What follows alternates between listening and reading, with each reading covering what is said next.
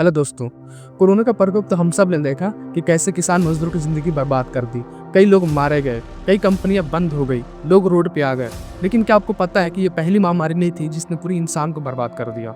इतिहास में समय समय पे बहुत सारी महामारी आती जाती रही है, लेकिन इनमें से एक ऐसा पेंडेमिक जिसने पूरी दुनिया को नरक का एहसास करा दिया। एक ऐसी महामारी जो यूरोप के देशों में हवाओं की स्पीड से बहुत तेजी से फैली और लाशों को ढेर लगा दिए, जिसका नाम ब्लैक डेथ था। तो आइए हम जानते हैं आज के इस वीडियो में ब्लैक डेथ की इस पूरी कहानी को।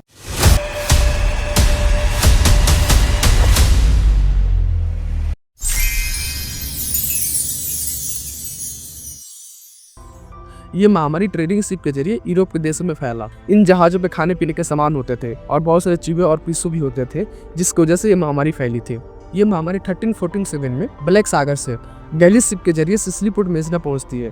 लोगों ने देखा कि जहाज के मैक्सिमम नाविक मरे पड़े हुए थे और जो जिंदा थे वो बीमार थे।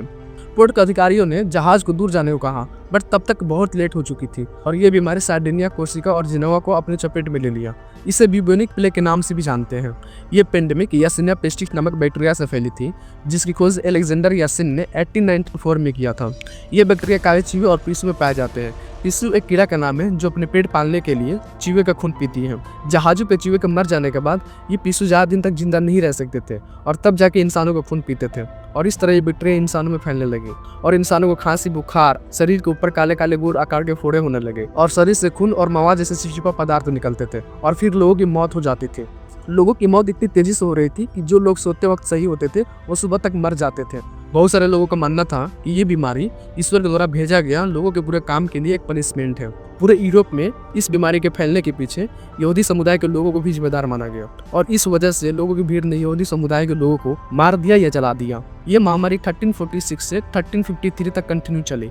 1348 से 1349 तक ये महामारी इटली से फ्रेंच, स्पेन और पुर्तगाल और इंग्लैंड तक फैल गई। स्पेन के नावर साम्राज्य और कैटलोनिया में 55,438 लोग रह रहे थे, जिसमें से 65% ऑलमोस्ट 36,000 लोग इस ब्लैक डेथ में मारे गए। फ्रेंच के इस डाटा को देखिए।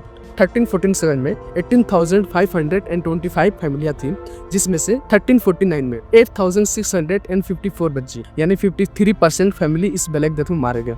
वही पॉपुलेशन को देखें तो 1347 में 67,628 थी, जो 1349 तक 31,638 बची यानी 58.6% लोगों की मौत हो गई। इसी तरह बाकी के डाटा फ्रेंच की छोटे छोटे एरिया की है। स्पेन, इटली, फ्रेंच और इंग्लैंड में मोर्टेलिटी रेट 60 से 65% रही।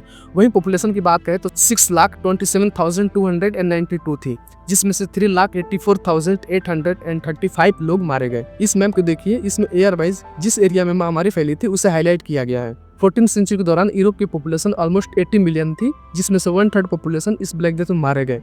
15th सेंचुरी की शुरुआत तक ब्लैक डेथ की प्रकोप ऑलमोस्ट खत्म हो गया और इसके बाद एक नई युग की शुरुआत हुई। कहा जाता है कि ब्लैक डेथ के बाद यूरोप में डेवलपमेंट का एक नया माहौल तैयार हुआ। ब्लैक डेथ में कई सारे मजदूरों के मारे जाने के कारण मजदूरों की कमी हुई, जिस वजह से इनकी मजदूरी बढ़ी, नई नई चीज़ों का आविष्कार हुआ, लोगों की संख्या बढ़ी और इस तरह यूरोप के देशों में सब कुछ धीरे धीरे सही होने लगा। धन्यवाद दोस्तों, मिलते हैं नेक्स्ट वीडियो में।